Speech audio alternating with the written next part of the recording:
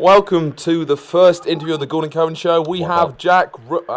What? I was like bigging you up. It was part of the okay, all right. Yeah. We have Jack Rooke, comedian, poet, writer, artist, philanthropist, funny man, silly man, happy man, clown, mental health activist, and most importantly, our friend. Welcome to the show, Welcome Jack. to the show, Jack. Pleasure to have you on. Thanks, guys. Thanks for having me. We have met before, Jack, and you didn't know. Have we? Yeah. We have. Oh no, when have we met? Not really, but Did you in not call me Bestival. that? In Bestival. Oh, okay. You met me, but I didn't meet you. Yes, we saw you. That's a really arrogant thing for me to say, but No, we made eye contact a few times, and I felt we had a connection. Okay. Yeah. But Did you give me your number? No. I think I gave you my fax number. Yes, yeah. And Great. Well, only I'll does make sure faxes. that... Same. Yeah. So that was Bestival 2016, I think. No.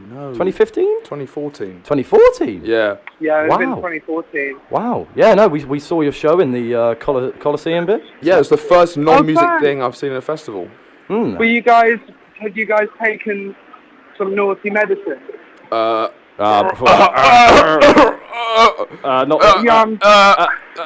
I'm just testing you on the rules and regulations of student radio, that's all.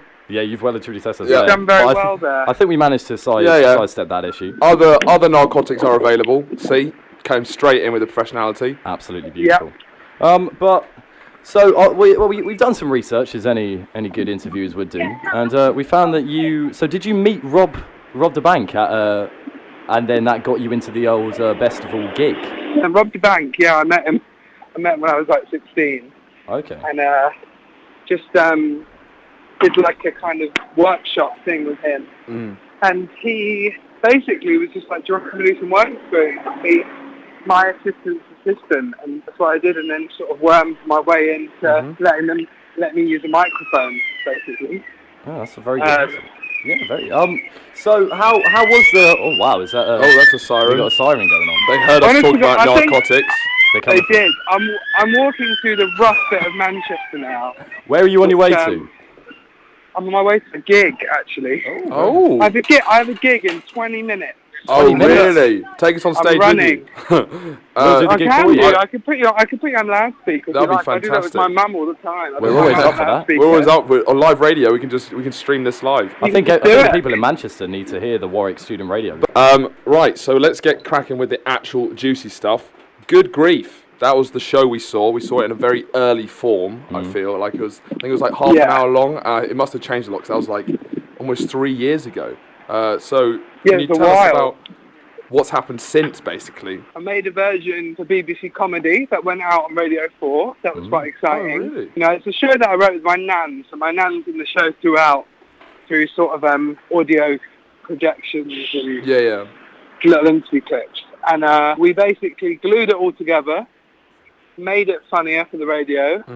Nan is a lot funnier than I am, as I think are like most people's grandparents. Mine aren't. Mine are not funny at all.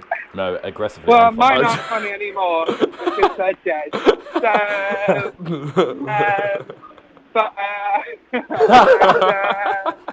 Yes, and now we're taking it on tour, which I'm really excited about. Oh, fantastic. I've never been to Royal Leamington Spa before. Oh boy, you are are in there. for a treat. Well, if you want to hit the town, you want to come out with Gould and Kirwan. We'll show you how to hit Leamington hard.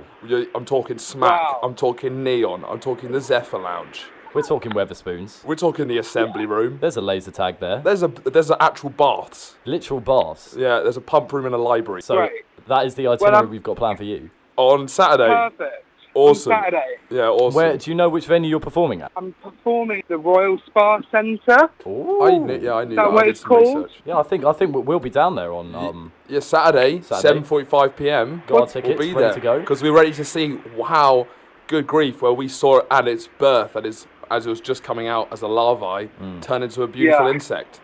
It's come out of my vagina now. Yes, exactly. We liked you before you were cool, Jack. Yeah. Now you barely remember us. We won't put you in your place now. I've got all my faxes in an archive folder somewhere. Good. So anyway, more about your BBC Three series. Happy Man. Happy Man. Could you just maybe give it a quick description for any of the silly listeners at home who haven't seen it? So a documentary where I go around and meet loads of men that have struggled with various different sort of like mental well-being issues, should I say, because it's not just about like depression and anxiety and that sort of like, I feel like depression and anxiety are now sort of buzzwords almost. I hear them all the time. It's more like this full spectrum of mental well-being. So like guys that have had depression or guys that have even just had like a bad breakup, basically. And I just met up with these sort of men that have done quite different, weird, wonderful things to sort of deal with their mental well-being outside of talking and outside of what the NHS can offer. Okay. And I tried them out. So I went up to Scotland and met up with this 19-year-old guy called Finley, who goes cold water swimming every other week in his local loch. And cold water swimming is supposed to like trigger all these endorphins in you that make you feel like alive and happy. And we had to delay the first bit of filming because I just had a mucky tummy, let's say that. A mucky tummy, no one likes that. Yeah, no one likes that. Especially in cold water. Yeah, the worst. Especially in a loch when you're, as like, well.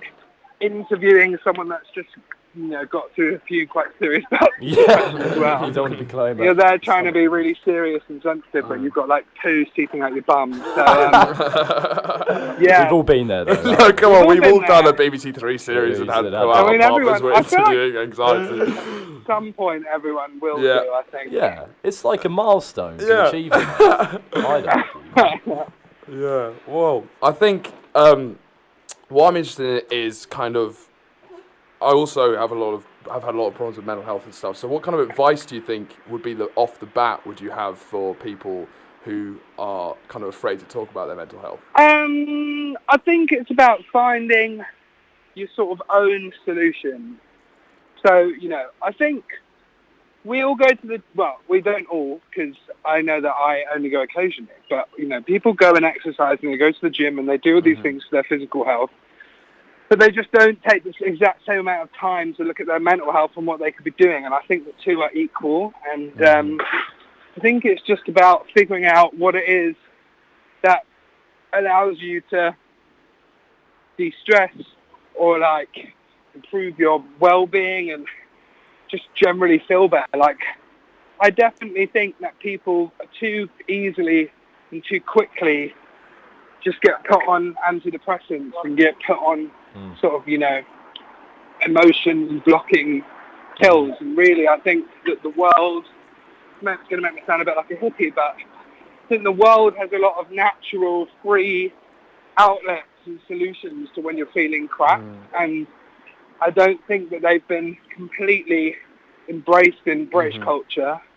And kind of, you know, when you look at different societies, it's like doing stuff. If it's going for a run, if it's playing the piano, if it's going boxing, if it's writing, like for me, writing was a massive thing. Creativity, if it's singing, if it's like any of these things, you're not doing them because you're trying to monetize them. You're not doing it because you want to be like the new Olympic boxer or whatever, but you're doing it because it makes you feel good and can be a really good sort of de-stressor. I definitely think that the university culture in particular is the time to figure out those things into adulthood that you've got that help you out when you need them.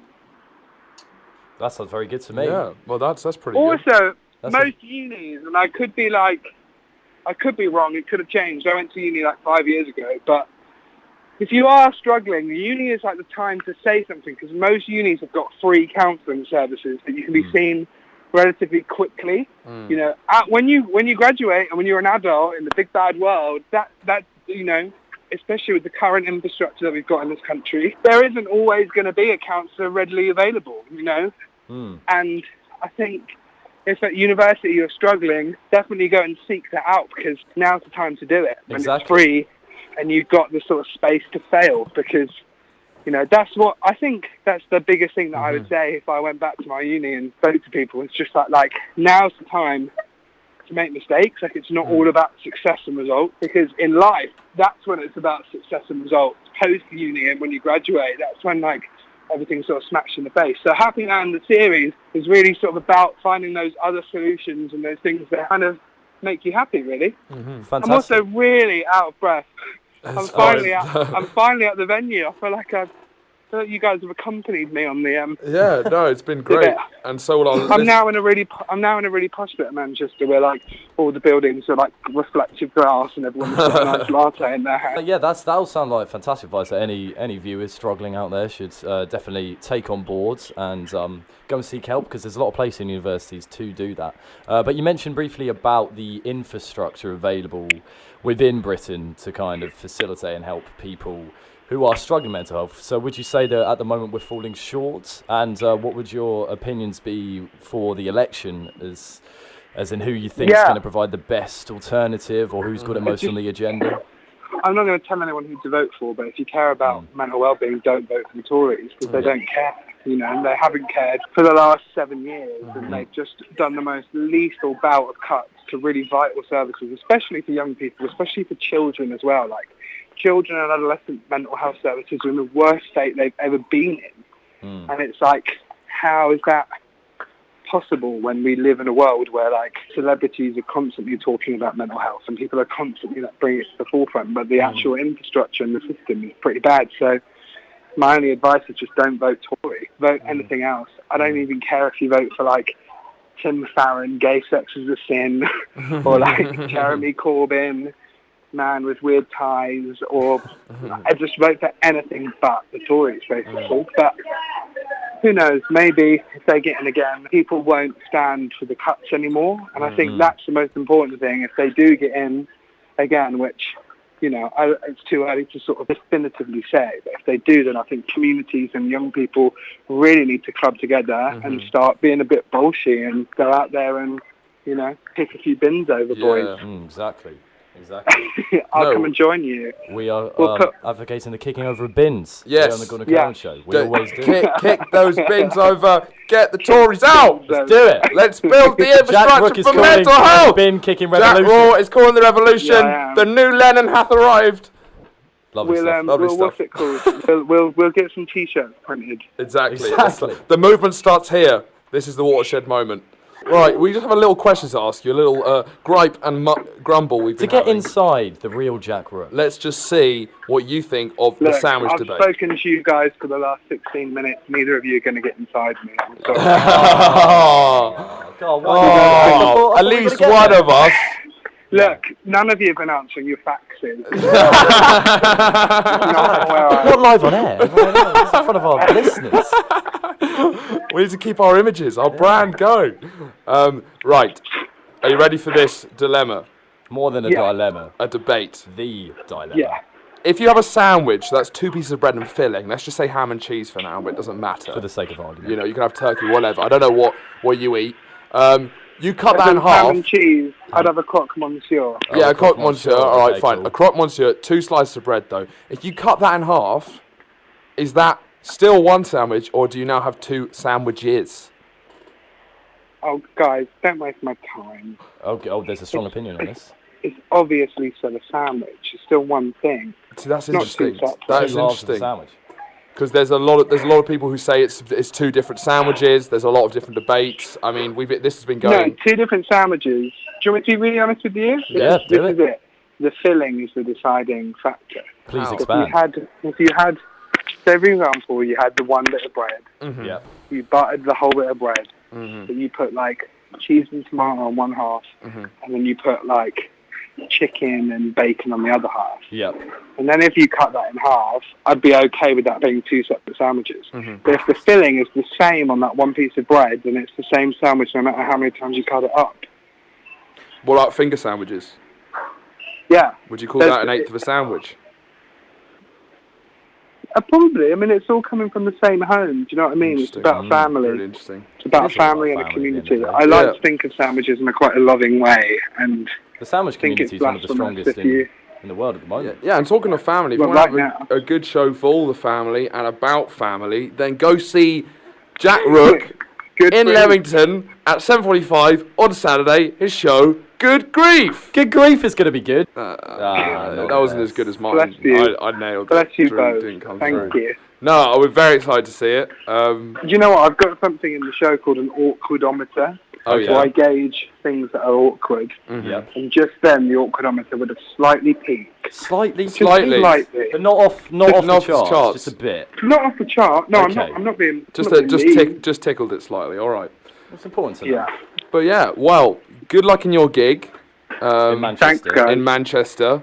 Give us a call whenever. Give us a call You need whenever. a chat, we're always we're always looking for friends. You guys have called me on a private number, so I definitely can't give you a call whenever. That's an empty promise.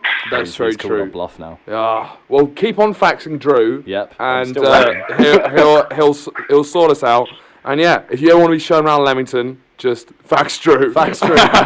Essentially, just fax Drew. That's it. In life that's But yeah. fax me. No, thank you very much for coming on. Amazing. Thank you very much, Jack. Good luck with all the Thanks, shows, and we'll guys. see you on Saturday.